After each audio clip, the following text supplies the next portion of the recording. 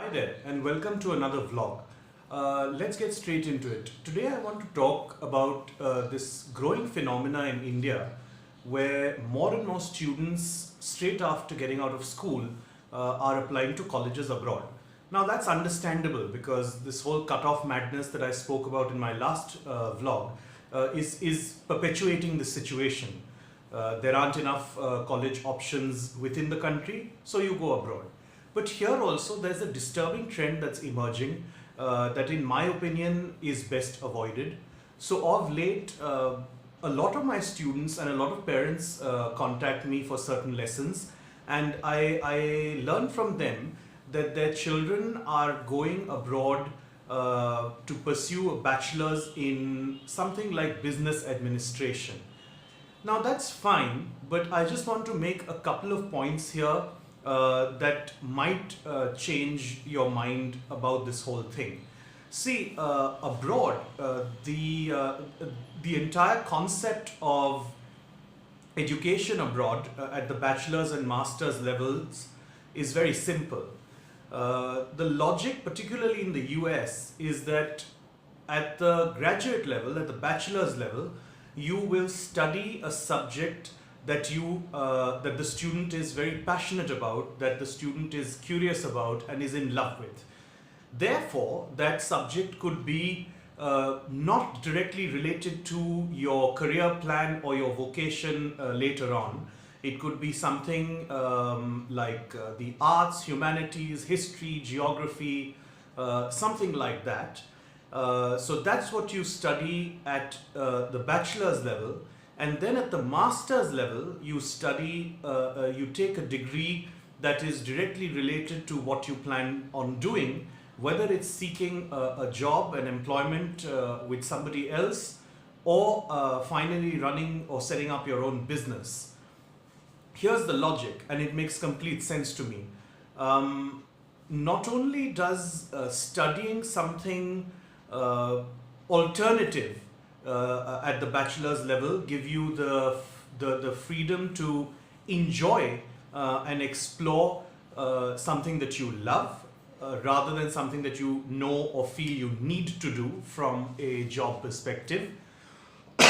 Even employers, an increasing number of employers now are looking for recruits who have a slightly more broad-based education, because they feel that if there's a candidate who studies something he or she loves and something slightly off the beaten path at the bachelor's level and then combines it with a more hardcore and serious degree at master's, that person presents a better candidate in the sense that they're found to be more free thinking, they have better analytical powers, they have a fresh perspective on things, and they think slightly out of the box, and that makes complete sense.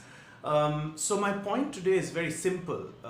I understand and appreciate that a lot of people, a lot of families don't enjoy the luxury and the privilege of having their children spend years and years on their formal education, but at least the set of parents that does have that luxury of time, that does not need their children to start earning pots and pots of money straight after school or as soon as possible, it is really worth exploring not doing something like a BBA or a business administration degree at the bachelor's level. There's another very crucial reason for it. As you know, when you apply to business school at the master's level, all good business schools prefer candidates who've had some amount of work experience, 2, 3, 4 years. And there's a logical and perfectly sound educated reason for that. That is that the candidate will only benefit the most from that degree and from that interaction and from that education if he or she has worked in the real world and can therefore correlate and apply concepts that are being discussed in class to their real world experience. If you go straight out of school as a very young and inexperienced person and go and do a business administration degree, your knowledge gaining and your experience of that entire process will be limited, it will be restricted. So I sincerely urge all you parents out there and all students out there who know for a fact that they don't have to be in a tearing hurry to finish their formal education, to really think about pursuing a more alternative degree at the bachelor's level in something, in an area or in a subject or in a bouquet of subjects that they really love and enjoy.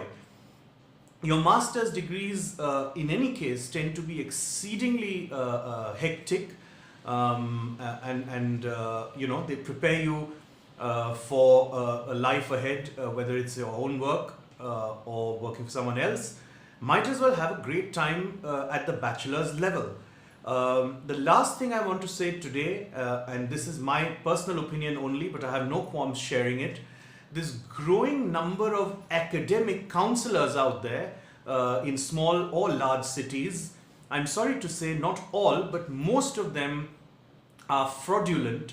They are nothing but pimps for colleges abroad with whom they have monetary and other understandings and tie-ups. So I'm not saying don't seek their advice, but take it strictly under advisement and don't swallow it whole as the only path to take, because invariably they will recommend to you doing a degree straight away abroad at the bachelor's level at a uni or a college that they have a mutually beneficial relationship with. So there is a conflict of interest according to me, and it's very seldom that they are advising a student purely based on his or her aptitude and academic and non-academic interests and inclinations and talents. So make up your own mind, do your own research, talk to people, not counselors, talk to generally people amongst your friends, family, larger social circles, and then make a very informed decision. The same thing applies to writing essays and preparing the entire admission package for any university abroad. Do the writing yourself. Don't get it done by professionals, because admissions panels sitting abroad can see through that in a matter of seconds. They're very experienced. They're not looking for perfectly written essays. They're not looking for flowery or ornate language. They want to see the real you. And the only person who can express that real you is you.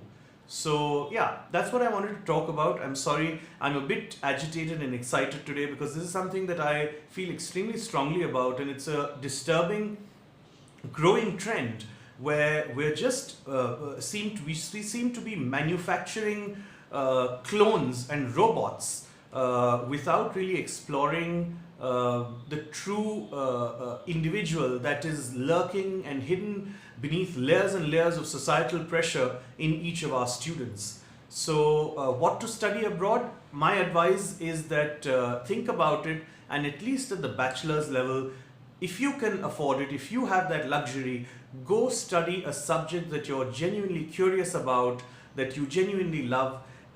If it be math, so be it. If it be accounting, so be it. But don't succumb to any kind of conscious or unconscious societal, familial pressure to study just a degree that you feel, oh, I might as well do this at the bachelor's level. Why wait till the master's level? And a business administration degree is a great case in point, because I've just come across many students lately who are just blindly, straight off the bat, post-school, heading abroad to do a BBA. So yeah, that's what I wanted to share today. Thanks for tuning in. Thanks for watching. Thanks for your patronage. Be open, be creative, be true to yourself, and what to study abroad is a decision that you ought to make largely for yourself and not what is expected of you. Parents and students, I hope you're listening. Thanks for watching, and I'll see you soon. Bye-bye.